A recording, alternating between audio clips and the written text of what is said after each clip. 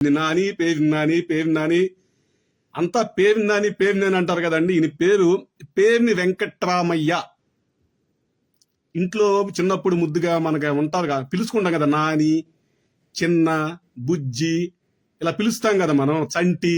ఆ తరహాలో ఈయన నాని అని పిలిచేవాళ్ళు. అలా ఈయన పేరు నాని అయ్యాడు. ఈయన అసలు పేరుని వెంకట్రామయ్య.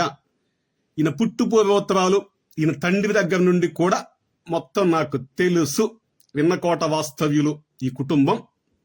అక్కడి నుంచి మచిలీపట్నానికి వలస వెళ్ళింది కుటుంబం. మొత్తం తెలుసు. ఏదో సామెత ఉంటది కదా, అత్త పుట్టిల్లు మేనమామకి తెలియదా, ఏదో ఒక సామెత ఉంటది కదా. ఆ సామెతలాగా పేరు నాని చరిత్ర ఏంటి, ఆయన నాన్నగారి చరిత్ర ఏంటి, వీళ్ళ ఆర్థిక మూలాలేంటి, వీళ్ళు ఎక్కడి నుంచి వచ్చారనేది కూడా మొత్తం తెలుసు. విన్నకోట, గొడ్లవల్లేరు మండలం, గుడివాడ నియోజకవర్గం, కృష్ణా జిల్లా, మచిలీపట్నం పార్లమెంటు. అడ్రస్ ఏంది, వీళ్ళ సొంతూరు అది. మరి పేరు నాని గారు, వెంకటరామయ్య గారు తొడలు కొట్టారు, మీసాలు తిప్పారు, ఈరోజు అజ్ఞాతంలోకి ఎందుకు వెళ్ళిపోయారు సార్? అలాగే మీ మనుషులంతా ఏమైపోయారు? అప్పుడు ఎవడో ఒకడు మీ మనిషి అంటండి, మీ మనిషి అంట మా ఇంటికి వచ్చాడండి, ఆడు మా ఊరోడే. ఎవడో మీ మనిషి అంట ఒకటి ఇంటికి వచ్చాడు, వాడు మా ఊరోడే. మీ మనుషులకు చెప్పండి సార్, ఏమైపోయారు మీరు? అలాగే మీ మనుషులను వచ్చి తొడలు కొట్టమనండి. ఈ రోజు నాడు మీ మనుషులను వచ్చి తొడలు కొట్టమనండి. ఎందుకు మీ మనుషులు తొడలు కొడతారు ఈ రోజు నాడు? ఏమైపోయారు మీ మనుషులంతా కూడా? అధికారంలో ఉన్నప్పుడు విచ్చలవిడిగా విరవీగిపోయారు కదా. మరి ఈ రోజు ఏమైపోయారు మీరంతా కూడా? ఎందుకు తొడలు కొట్టడం లేదు ఈ రోజు నాడు? ఎందుకు పారిపోయావు నువ్వు? నీ కొడుకు ఎక్కడ? అలాగే నీ ఉన్మాద మోకెక్కడ? మచిలీపట్నంలో ఉంటుంది కదా. ఫేస్బుక్ లో చిన్న పోస్టు పెడితేనే ఫోటోలు తీసుకుని ఇళ్లలో వాళ్ళ పేర్లు పెట్టేసేసి, అడ్రస్లు పెట్టేసేసి, ఫోన్ నెంబర్లు పెట్టి అరాచకం చేసిన నీ ఉన్మాద బ్యాచ్ అంతా ఈరోజు ఎక్కడికి వెళ్ళిపోయింది? పేరునని నువ్వు ఎక్కడికి వెళ్ళిపోయావు? రా, బయటికి రా. బయటకు వచ్చి నీ దమ్ము చూపించు. ముందస్తు బెయిల్ ఏంటి? బెయిల్ కాదు, నువ్వు ధైర్యంగా ఎదుర్కోరా, వచ్చి చెప్పు, జనానికి వాస్తవాలు చెప్పు. దొంగోళ్ళలాగా పిరికోళ్ళలాగా ముందస్తు బెయిల్కి వెళ్తావా? అలాగే ఈ సందర్భంగా పోలీస్ శాఖ కావచ్చు, సివిల్ సప్లై శాఖ కావచ్చు, మీ అందరికీ ఒక విన్నపం అండి. ముందస్తు బెయిలుకి వెళ్లే వరకు కూడా మీరు కేసుని తాత్సారం చేస్తున్నారు అంటే ఏమనుకోవాలి? అంటే ఈ నేరస్తులు, ముఖ్యంగా వైసీపీకి చెందిన నేరస్తులు, వాళ్ళు దొరకకుండా ప్రభుత్వ యంత్రాంగమే వారికి సహకరిస్తుందా? ముందస్తు బెయిల్కి వెళ్లే వరకు మీరు ఎందుకు ఆగుతున్నారు? మీరు ఎందుకు సహకారం అందిస్తున్నారు? ఎందుకు మీరు అరెస్ట్ చేయకుండా కాలయాపన చేస్తున్నారు? మీ అధికార యంత్రాంగాన్ని ఏం ఆపుతుంది? ఏ శక్తులు ఆపుతుంది మిమ్మల్ని? తెలంగాణలో చూశాము, అల్లు అర్జున్ గారు, ఆయన అరెస్ట్ చేశారు. అప్పుడే అరెస్టు, అప్పుడే కోర్టులో సబ్మిట్ చేయడం, అప్పుడే రిమాండ్. సరే, హైకోర్టుకి వెళ్ళి బెయిల్ తెచ్చుకున్నాడు. హైకోర్టు అనేది మనం ఆపలేం కదా, అది న్యాయంగా, అది న్యాయం, అది న్యాయ వ్యవస్థలో భాగం కాబట్టి హైకోర్టుకి వెళ్ళి బెయిల్ తెచ్చుకున్నాడు, అది సెకండరీ. ప్రభుత్వము కనీసం చిన్నపాటి సమాచారం కూడా బయటికి వదలకుండా అప్పటికప్పుడు అరెస్ట్ చేసి తీసుకెళ్లిపోయింది కదా. మరి ఎందుకని మీరు ఈ రోజు నాడు ఆంధ్రప్రదేశ్ రాష్ట్ర ప్రభుత్వం ఇలా చేయడం లేదు? తెలంగాణ రాష్ట్ర ప్రభుత్వం చూడండి, మన అల్లు అర్జున్ మామ కాంగ్రెస్ నాయకుడుగా ఉన్న అల్లు అర్జున్ మామ గారికి కూడా సమాచారం లేదా అరెస్ట్ మీద? ఉంటే ఆయన ముందస్తు బెయిల్కి వెళ్ళేవాడు కదా. వచ్చి అల్లుడు చెప్పేవాడు, అల్లుడు ఇలా జరుగుతుంది, అర్జెంటుగా హైకోర్టులో ముందస్తు బెయిల్కి పిటిషన్ వేసుకోమని చెప్పేవాడు కదా. మరి ఎందుకని ఈ ఆంధ్రప్రదేశ్ రాష్ట్ర ప్రభుత్వంలో ఉన్న ప్రభుత్వ యంత్రాంగము తెలంగాణ ప్రభుత్వంలాగా పనిచేయడం లేదు? నేరస్తులు తప్పించుకోవడానికి మీరు ఎందుకు కాలయాపన చేస్తున్నారు? ఆ నేరస్తులు ముందస్తు బెయిల్కి కోర్టుకు వెళ్లే వరకు ఎందుకు ఆగుతున్నారు? మీరు అరెస్ట్ చేసి కోర్టులో జడ్జి గారి ముందు ప్రవేశపెడితే మీరు పెట్టిన సెక్షన్ల ప్రకారం తక్షణం బెయిల్ ఇవ్వడమా, లేకపోతే 14 రోజులు రిమాండా, ఆ జడ్జి గారు నిర్ణయిస్తారు. అది మన చేతుల్లో లేదు.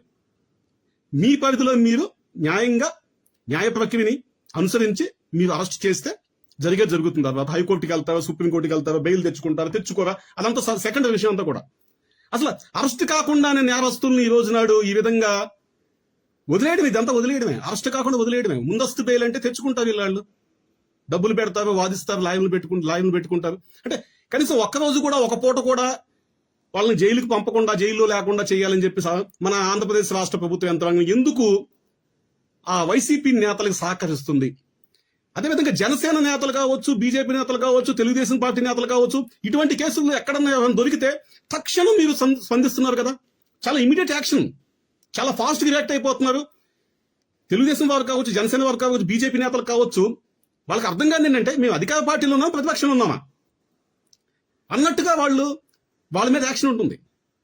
మామూలుగా ప్రతిపక్షంలో ఉన్న వారి మీద ఏమవుతుందంటే ఇమీడియట్ యాక్షన్ ఉంటుంది. అధికార పార్టీ కాబట్టి పైనుండి ఒత్తులు ఉంటాయి కాబట్టి కొంచెం కాలయాపన చేసి ఆ కేసులో ఉన్న నిందితులు ముందస్తు బెయిల్ తెచ్చుకునేలాగా, లేకపోతే దొరకకుండా పారిపోయేలాగా, అజ్ఞాతంలోకి వెళ్లేలాగా కొంచెం సహకరిస్తారు పోలీసు వ్యవస్థ, మనకు తెలిసిందే.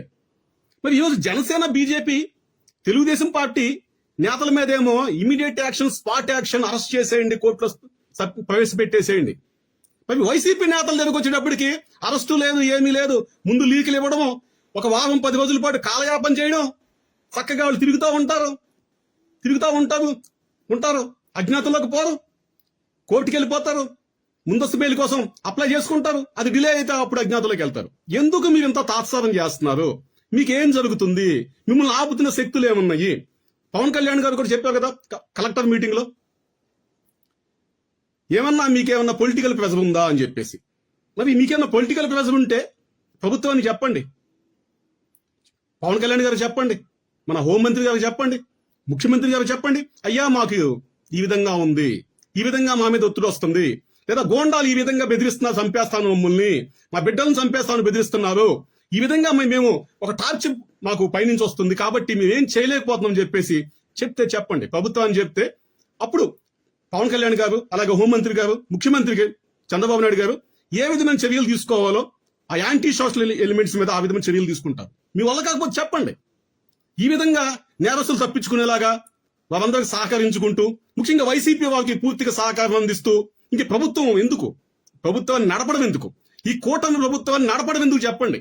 ఎంతో పోరాడి ప్రాణాలకు తెగించి పవన్ కళ్యాణ్ గారు ఈరోజు ఈ కూటమి ప్రభుత్వం తీసుకొచ్చారు.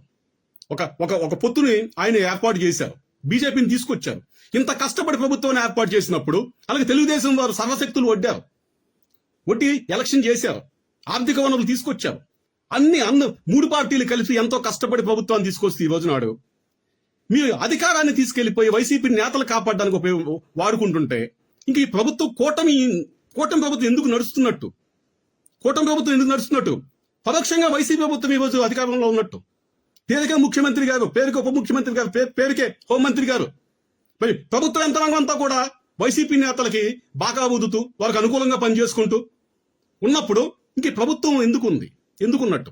ఈ సందర్భంగా ఆంధ్రప్రదేశ్ రాష్ట్ర ముఖ్యమంత్రి నారా చంద్రబాబు నాయుడు గారు, పవన్ కళ్యాణ్ గారు, హోంమంత్రి గారు, మీరందరూ కూడా ఒకసారి ఆలోచన చేయాలి. ప్రభుత్వ యంత్రాంగం ఎందుకు ఇప్పటికీ వైసీపీ పార్టీకి అనుకూలంగా పనిచేస్తుంది?